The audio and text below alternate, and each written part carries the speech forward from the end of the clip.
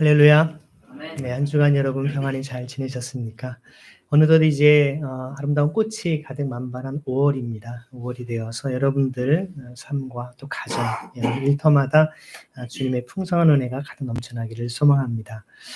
5월은 가정의 달이라고 보통 얘기를 합니다.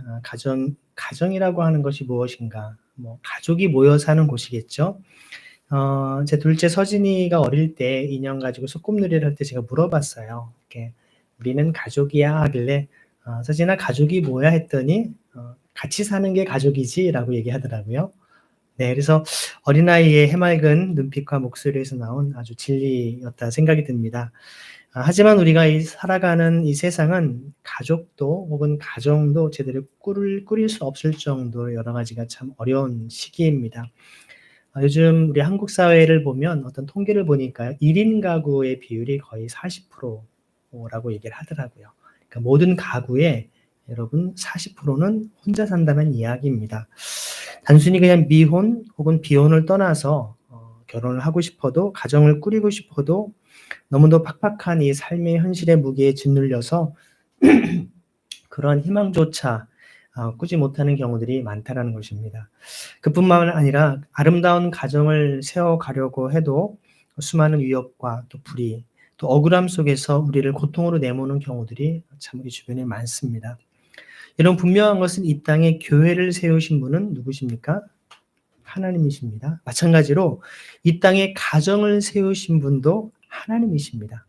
하나님께서 이 땅에 공동체를 만드신 두 가지가 있다면 바로 가정과 교회라고 하는 것이죠. 그래서 하나님께서 친히 세우신 이 가정과 교회를 통해 세상에 주님의 뜻을 주님은 펼치기를 원하신 줄 믿습니다. 그래서 우리가 주빌리 교회 믿음의 공동체로서 함께 세워가지만 영적인 차원의 한 가족이고, 또 여러분이 속한 가족들 가운데에도, 가정 안에도 이러한 놀라운 주님의 은혜가 넘쳐나길 소망합니다. 최근 우리 한국 사회를 살펴보면 이 정치적인 갈등, 또 사회적 분열로 깊은 혼란 가운데 있음을 봅니다. 네, 12.3 비상계엄 이후에 또 탄핵이 있었고요. 또 헌재의 만장일치 대통령 파면이 있었습니다. 그리고 대통령 파면 이후에 선거를 치러야 되는 상황 속에서 이제 선거를 불과 30여일 앞둔 이 시점에 지난 1일 또 이재명 민주당 대선 후보에 대한 대법원의 파기환송심 재판이 있었습니다. 그 이에 대해서 강력히 반발하고 또 다른 계속 갈등들이 증폭되고 있는 오늘날 우리 한국 사회를 보게 됩니다. 저뿐만 아니라 여러분, 또 이 땅의 많은 우리 국민들의 마음은 굉장한 불신과 혼란, 또 여러 분노와 트라우마를 동시에 느끼지 않나 생각이 듭니다. 단순히 정치권만의 갈등이 아니라 국정 전반에 대한 깊은 관심과 또 참여를 해오는 우리나라의 어떤 민족적인 특성, 모든 국민들의 마음에 굉장한 고통과 어려움으로 다가오고 있는 것을 보게 됩니다. 뭔가 좀 편안하게 기다리고 싶은데 편안할 수가 없는 이런 상황들이 계속 벌어집니다. 어떻게 될지 정말 한치 앞을 내다볼 수 없는 상황들이 벌어지죠. 무엇보다도 이러한 정치적 이슈로 인해서 세상 곳곳에서 이름도 없이 억울하게 희생당한 일들이 더 많습니다. 소외된 이들의 절실한 울부짖음과 고통, 또 그리고 진실을 외면당한 이들의 이야기는 점점 더 사그라들고, 또 그들은 주변에서 더 외곽으로 내몰리고 있다는 것입니다. 다시 말해 소리 없는 죽음으로 고통받고 있다는 것입니다. 세상 어디에서도 진정한 정의를 찾아보기가 쉽지 않고, 소위 기득권과 또 자신들이 가진 자들만의 잔치가 되어버린 이 세상에 분노하는 이들은 점점 많아지는 이 세상을 우리는 보게 됩니다. 그렇다면 이런 혼란한 시대에 그리스도인이 서 있어야 될 자리는 과연 어디일까요? 중립이라고 하는 이름 아래 그냥 침묵하고 그냥 구경만 해야 될까요? 아닐 겁니다. 예수님은 단 한 번도 그냥 중립적인 입장에 서지 않으셨습니다.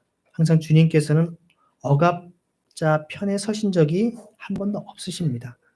항상 소외된 자, 상처 입은 자, 억울한 자의 편에 주님이 서셨던 것을 봅니다. 이것이 바로 하나님 나라의 통치 원리인 공평과 정의, 미슈파트와 쯔다까를 얘기하는 그 미슈파트, 바로 변호하다 혹은 중재하다, 옹호하다라고 하는 바로 하나님 나라의 통치 원리이기 때문에 그렇습니다. 그리스도인은 그렇기 때문에 진영 논리에 갇혀 싸우는 것이 아니라 여러분 진실을 분별하고 정의를 말해야 됩니다. 또 사랑으로 이웃의 상처를 우리는 감싸야 하는 것이죠. 어떤 분들은 그런 얘기를 합니다. 안쪽으로 가야 됩니다. 어떤 분들은 이렇게 얘기하죠. 정치 이야기는 교회에서 하지 맙시다 라고 얘기를 하죠. 근데 물론 서로 갈등이 될 수 있고 하다 보니 그러면 보통 세상 사람들의 논리대로라면 종교 얘기도 하지 말아야죠. 그러면 교회 와서 신앙 얘기할 필요 없다라는 것이죠. 정치 얘기, 종교 얘기는 마치 불문율처럼 서로 괜히 관계가 어색해지니까 하지 말자 얘기하지 않습니까? 그렇게 말하기 전에 우리는 먼저 이렇게 얘기해야 됩니다. 정치로 인해서 상처받고 있는 이들이 누구일까요? 라고 우리는 물어봐야 됩니다. 마치 예수님께서 정말 선한 사마리아에 대한 비유를 얘기하시면서 예수님, 제 이웃이 누굽니까? 라고 물어보니까 주님께서 비유의 말씀을 다 하신 다음에 뭐라고 합니까? 강도 만난 자의 이웃이 누구냐? 라고 얘기를 하시죠. 오늘 우리의 삶 속에 정치로 인해서, 경제로 인해서, 사회 문화와 시스템, 구조, 여러 수많은 사람들의 종교적인 혹은 문화적인 관습과 편견 속에서 고통과 억압을 당하고 있는 사람들이 과연 누구인가를 우리는 물어봐야 됩니다.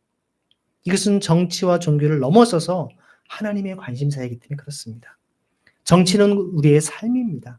삶이 무너지는 현실을 외면하는 것은 마치 하나님의 공의를 외면하는 것과 다르지 않다는 것입니다. 그래서 우리는 이 시대를 위해서 기도하는 시민이 되어야 됩니다. 아까 제가 서연이와 같이 집에서 오면서도 최근에 이런 여러 가지 정치적인 이야기들을 쭉 이야기를 하면서 참 답답하고 마음이 좀 쉽지 않은 이런 마음들, 과연 우리가 어떻게 해야 될 것인가? 먼저는 여러분 기도해야 됩니다. 최고의 재판장 대신 우리가 얘기하는 대법원 혹은 헌법재판소, 바로 옆에 헌법재판소가 있지만 이런 재판의 결과가 때로는 누구에게나 억울할 수 있고 부당할 수 있다는 것이죠. 하지만 이 모든 것을 다 아시고 온 우주 만물을 통치하고 다스릴 뿐만 아니라 최후의 심판의 모든 공의를 온전히 세우실 그분께 기도하는 것. 이거야말로 우리 기독교 신앙인의 최고의 신앙의 표현이라는 것입니다. 그래서 마틴 루터는 그런 표현합니다. 기도야말로 하나님을 하나님 되게 하는 최고의 신앙의 표현이다라고 얘기하는 것이죠. 약한 자의 그냥 어떤 푸념처럼 그냥 하나님께 기도하면 되지가 아니라 하나님만이 이 문제를 푸실 수 있고 해결할 수 있기 때문에 하나님께 기도드리는 것입니다. 감정에 휘둘리지 않고 진실을 분별할 수 있도록 성령께 간구해야 됩니다. 진리의 영이 너에게 임하시면이라고 말씀. 성령님은 진리의 영이십니다. 진실하신 분이십니다. 무엇이 옳고 그른지를 바르게 봅니다. 우리의 기도가 이 땅의 권력자와 판결자와 언론과 국민을 변화시키는 힘이 되도록 해야 합니다.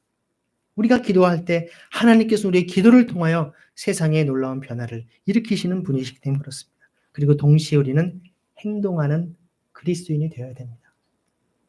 어려운 문제와 정말 삶의 고통에 있는 사람에게 가장 쉬운 말은 오히려 제가 같이 기도할게요 라는 말이에요. 죄송하지만 정말 기도만 해버리고 아무것도 어떤 액션도 취하지 않는 경우들이 너무나 많다는 것입니다. 누군가의 절박한 도움에 대해서 그냥 기도할게 하고 더 이상 아무런 관심도 생각도 도움도 주지 않는 우리의 마치 면피용의 말이 되어서는 안 된다는 것입니다. 억울한 이들의 이야기를 들어주고 소외된 이들과 연대하고 또 정의와 평화가 뿌리내리는 사회를 위해 투표하고 말 한마디, 글 한 줄이라도 진실을 전하는 자로 살아가야 되는 것이죠.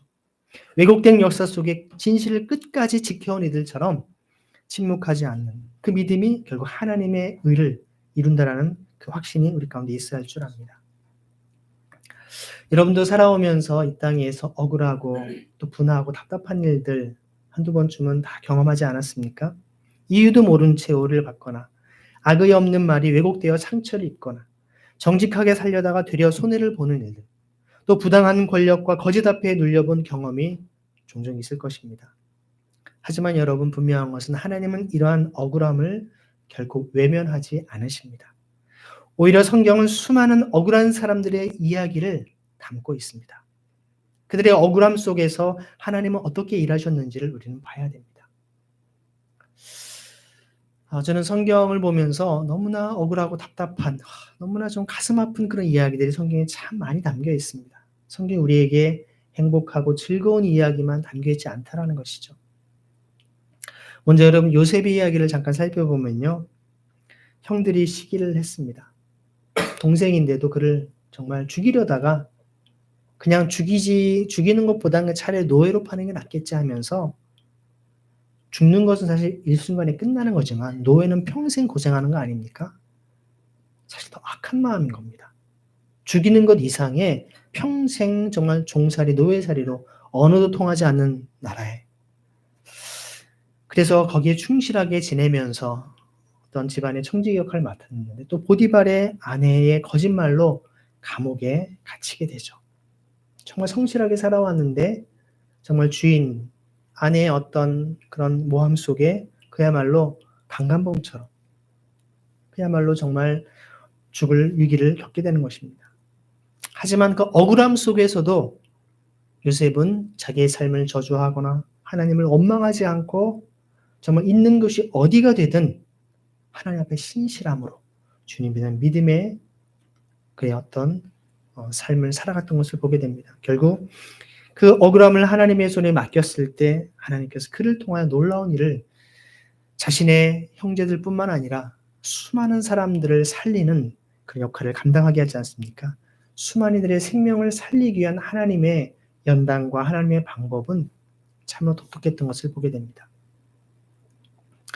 여러분 예전에 김대중 대통령께서 아시지만 안기부에서 그를 잡아다가 고문하고 그를 동해 바다에 받쳐 죽이려고 했었습니다. 그 죽기 직전에 하나님을 간절히 기도했다고 합니다. 하나님, 예수님 저를 좀 살려주세요, 도와주세요. 간절한 죽기 직전에 놀랍게 그때 어떤 일이 벌어집니까?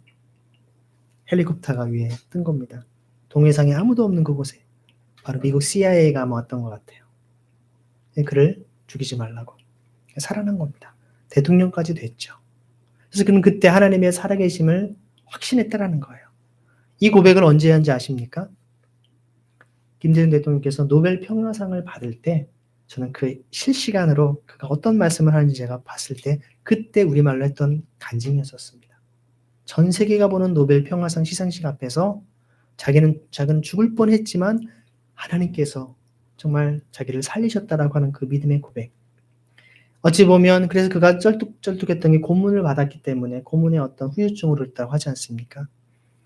또 정적들을 제거하고 원수 삼아서 뭔가 누군가를 죽이려고 하는데 인생을 사용하지 않고 남북 평화의 어떤 역할을 감당하고자 본이 되는 삶을 살았습니다. 하지만 한국 사회에서는 또 안타깝게도 이것을 종북 프레임에 또 씌워서 더 빨갱이다, 종북이다 이런 이야기들로 오늘날 비판을 하긴 하지만 적어도 그가 정말 이 나라 민주화를 위해서 받은 고난과 사형 선고를 받고 죽음의 직전까지 갔을 때도 하나님의 살아계심으로 하나님의 그 도우심으로 그런 일들을 감당한 것을 보지 않습니까?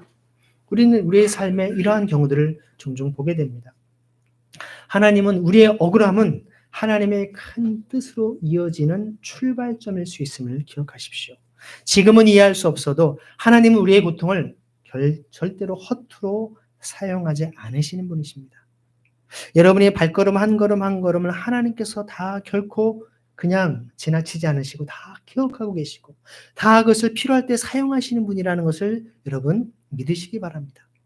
옆에 분에게 하나님은 당신의 삶을 모두 보고 계십니다. 인사하시겠습니다.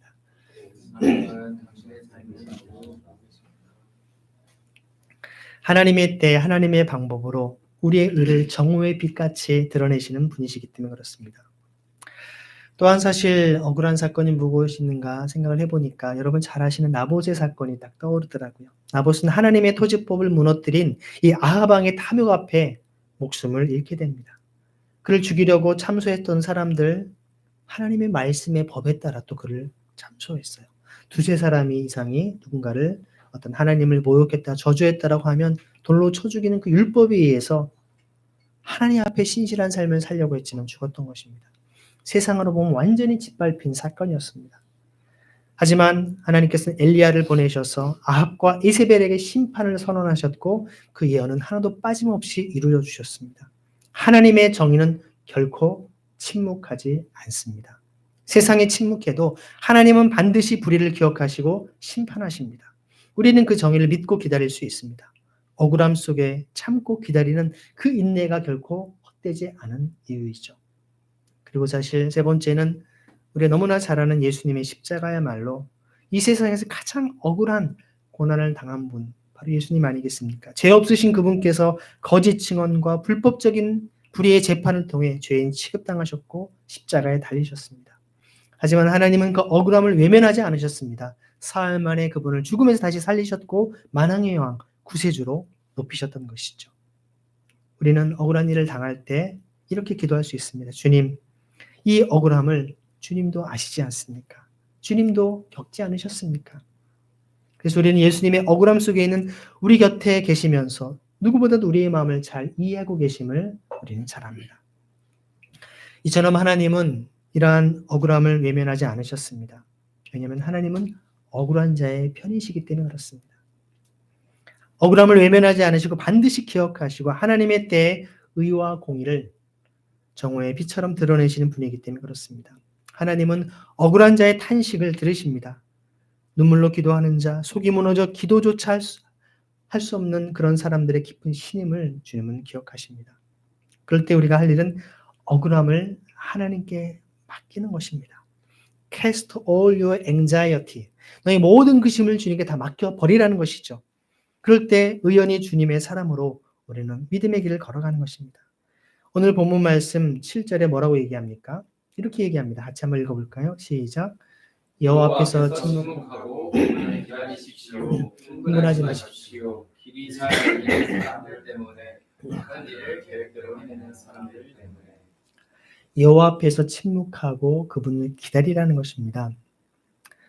우리 안에 있는 분노와 상처를 주님께 맡기고 주님의 손에 우리 인생의 정의를 드러내실 때 하나님은 반드시 응답하심을 믿고 나아가는 것입니다. 우리 사랑하는 주빌리교회 성도 여러분, 혹시 여러분이 억울한 일이나 고통스러운 일이 있으십니까? 혹은 아직도 마음에 풀리지 않는 오래된 상처가 여러분 가운데 있습니까? 그 억울함을 억지로 여러분 지우지 마십시오. 대신 주님께 맡기십시오. 과거에 묶여서 여러분 과거의 상처, 아픔의 그 쓴뿌리의 어떤 그 고통 속에 여러분 자신을 내몰지 마십시오. 하나님께서 오늘 여러분을 사랑하시고 여러분에게 펼쳐질 새로운 아름다운 삶을 믿음으로 바라보고 살아가야 되는 것이죠. 하나님은 정의의 하나님이시고 우리보다 더 정확히 판단하는 분이십니다. 우리의 억울함을 핑계로 미움과 보복의 길을 걷지 않고 주님의 길을 걷는 사람이 되는 것이 주님 우리를 향하신 뜻입니다. 그리고 이런 어려움을, 억울함을 겪는 이웃을 볼 때 그들의 마음을 이해하고 위로하고 공감해주는 그런 삶이 되어야 할 줄 압니다. 그래서 우리가 받은 위로를 나눔으로써 공동체가 함께 회복하고 또 치유된 은혜가 있기를 소망합니다. 여러분, 억울함은 잠시입니다. 하지만 하나님의 정의는 영원하죠. 하나님은 우리를 빛 가운데 우리를 드러내십니다. 그러니 억울함 속에서도 주님을 의지하고 믿음의 길을 걸어갈 것을 주님은 말씀하십니다. 오늘 3절에 뭐라고 얘기하십니까? 한번 3절 말씀을 같이 읽어보도록 하겠습니다. 시작. 여호와를 의지하여 좋은 일을 하십시오. 세상 살아가면서 참되도록 힘쓰십시오. 침묵은 여러분 수동적인 태도가 아닙니다. 이것은 단순히 가만히 있으라는 말이 아니죠, 여러분. 이 말은 하나님의 뜻을 신뢰하면서 동시에 선을 계속해서 행하라고 하는 명령이기도 합니다. 침묵은 말하지 않는 것이 아니라 분노의 말, 정죄의 말, 조급한 판단을 멈추고 선을 행하라고 하는 적극적인 순종을 우리에게 명령하는 것입니다. 때로는 우리는 침묵 속에 악에 동조하는 오해를 받을 수도 있습니다. 하지만 성경은 의인은 요란한 비난조보다 조용한 선행으로 하나님을 의지함을 이야기하기 때문에 여호와 앞에서 침묵하고 기다릴 것을 우리에게 명령하고 있습니다. 이것은 소극적 인내가 아닙니다. 하나님의 정의를 신뢰하는 것, 내 안의 분노를 맡기는 것, 의롭게 행동하는 적극적 기다림입니다. 억울함을 결코 묵인하는 자가 아니라 하나님의 공의를 믿고 이 세상을 새롭게 하는 도구로 부름받은 희녕 공동체로서의 마음을 함께 모으는 것입니다. 그래서 무엇보다도 이 시대는 그리스도인의 용기 있는 기다림, 말 없는 정의, 분별력 있는 기도를 주님은 필요로 하신다는 겁니다. 초대교회 교부들이 또 사막 교부들이 침묵했던 이유가 있습니다. 왜 침묵을 했을까요? 수도하고 그들이 묵상할 때 방해가 되니까 할까요? 네, 물론 그런 면도 있습니다. 첫 번째는 말로써 지은 죄를 하나님 앞에 회개하는 시간이기도 합니다. 그래서 말을 통하지 않고 하나님 앞에 자신의 마음을 모든 악하고 음란하고 잘못된 것들을 쏟아내는, 하지만 소리를 내지 않는 말로써 지은 죄를 회개하는 시간이기도 합니다. 그리고 사실 침묵하는 것의 중요한 영적인 비결 중에 하나는 바로 말을 통해 다른 사람을 지배하고 다른 사람을 자기 뜻대로 뭔가 좌지우지하려고 하는 지배욕을 내려놓는 그런 중요한 훈련의 과정이었던 것입니다. 먼저 우리가 말을 통해 다른 사람을, 대부분 사람이 기분이 좋다라고 하는 내 말대로 됐기 때문에 좋은 거예요. 기분이 나쁜 거는 네가 말했는데 안 들어? 기분 나쁘네? 이겁니다. 그래서 말을 통해 다른 사람을 지배하고 좌지우지하고 하려고 하는 그런 이 모든 우리의 불순한 동기들을 내려놓고 끊어내는 훈련이 바로 침묵에서 된다는 것이죠. 또한 침묵은 고독 가운데 하나님의 임재를 맛보는 자리이고 하나님의 음성을 귀 기울이는, 주님께 하나님의 음성을 우리 가운데 나타내도록 하는 그런 고독의 훈련의 시간이기도 한 것입니다. 4절에서 6절은 이렇게 얘기합니다. 한번 읽어보겠습니다. 여호와 섬기기를 즐거워하십시오. 그러면 여호와가 그대 마음의 요구를 받아들여 주실 것입니다. 여호와께 그대 길 맡기고 그분을 의지하십시오. 그러면 여호와가 처리해 주실 것입니다. 빛처럼 그대의 공의가 나오고 그대의 정의가 한낮처럼 나올 것입니다. 여러분이 간절히 바라는 마음의 소원은 무엇입니까? 여러분이 지금 간절히 바라는 바가 무엇일까요? 억울함이 풀리는 것? 정의가 밝혀지는 것? 아니면 평안한 삶? 그 모든 것을 하나님께서 이루어 주신다라고 약속하십니다. 단 그 앞에서 기뻐하는 자에게 하나님을 기뻐하십시오. 그럴 때 그 뜻대로 사는 자에게 주님께서 약속을 주신다는 겁니다. 하지만 여러분, 하나님의 시간은 우리의 시간과 다르다라는 것입니다. 그래서 그 기다림이라고 하는 것은 단순한 인내가 아니라 하나님이 가장 선하게 하시는 분임을 믿는 믿음의 행위라고 볼 수 있는 것입니다. 최근 한국 사회는 굉장한 혼란과 또 여러 가지 정말 우리가 종잡을 수 없는 그런 시기를 겪고 있습니다. 그럼에도 불구하고 우리는 하나님을 기뻐하고 그분의 정의를 신뢰하는 믿음의 기다림을 택해야 할 줄 압니다. 분노하고 우리가 정말 선동에 휩쓸려서 같이 뭔가 뒤엎고 뭔가 폭력을 행사하는 그런 모습이 아니라 기도해야 됩니다. 주님의 뜻이 어디에 있는지, 이 나라 민족의 주님이 이런 시련을 주신 이유가 무엇인지를 우리가 분별하면서 침묵하고 하나님을 바라보는 믿음이 있어야 할 줄 압니다. 그리고 아까 말씀드린 것처럼 이러한 현실 속에서 고통받고 억압당하고 있는 사람이 누구인지, 이곳에서 보이지 않게 정말 소리 없이 죽어가고 있는 일이 누구인지 그들을 찾아내서 그들과 함께 마음을 위로하고 공감하는 일들을 감당해야 되지 않겠습니까? 하나님께서는 8절에 이렇게 말씀을 하십니다. 함께 읽어보겠습니다. 분노를 떨쳐버리고 노염을 떨어버리십시오. 흥분하지 마십시오. 해로울 따름입니다. 오늘 본문 8절 말씀은 반복적으로 분노를 하지 말라라고 앞뒤에서 합니다. 왜냐하면 분노는 하나님의 의를 이루지 못하기 때문에 그렇습니다. 우리는 쉽게 분노합니다. 뉴스를 보고 댓글을 보고 잘못된 판결을 보고 또 속에서 올라오는 울분을 참기 어려운 경우들이 많습니다. 하지만 그리스도인은 그 분노를 바로 행동으로 옮기지 않습니다. 어떤 선교사님이 그렇게 하셨다고 해요. 선교사 부부가 서로 이렇게 약간 다투셨는데 아내에게 여보 지금 해 지잖아 해.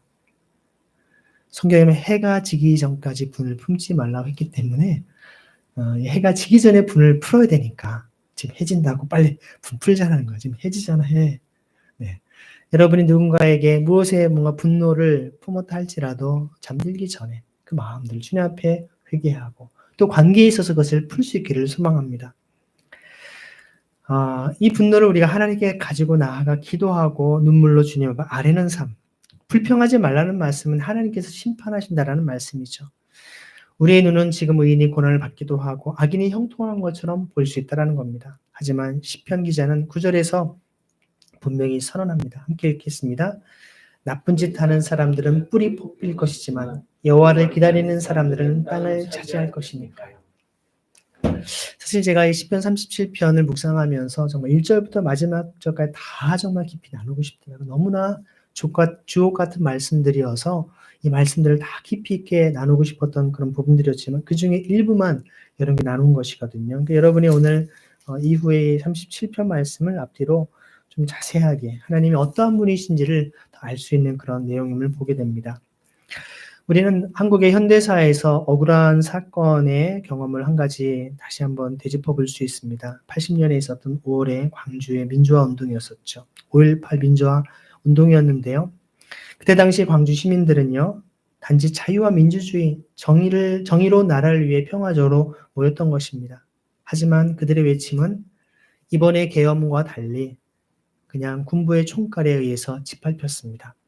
수많은 무고한 이들이 폭도라고 하는 이름으로 정말 총살형을 당하기도 하고, 또 살아있는 남은자들도 정말 그냥 죄가 없음에도 불구하고 평생 죄인처럼 취급을 받았습니다. 지금도 다 빨갱이들이 들어와서 버린 다 공산당들이라는 식으로 거기에 동조한 사람은 다 종북 좌파처럼 취급을 하고 있지 않습니까? 그 당시 수많은 어머니들은 자식의 이름조차 제대로 부르지 못한 채 사진 한 장, 옷까지 하나를 붙잡고 평생을 살아왔습니다. 누군가는 폭도라 부르고 누군가는 조용히 잊자고 말했지만 그 어머니들은 매년 5월마다 묵묵히 진실을 알렸습니다.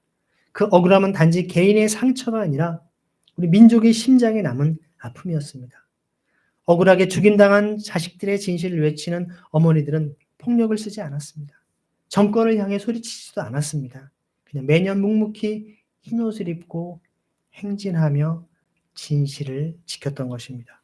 결국 역사가 그들을 증언했고 침묵 속 기다림이 정의를 이뤄냈습니다. 그 억울함을 하나님은 기억하셨습니다. 진실은 끝내 침묵하지 않았고 수십 년이 흐른 뒤에 세상은 마침내 진실을 선언하기 시작했습니다. 그들은 영웅이었고 당신의 아들들은 이 나라의 빛이었습니다라고.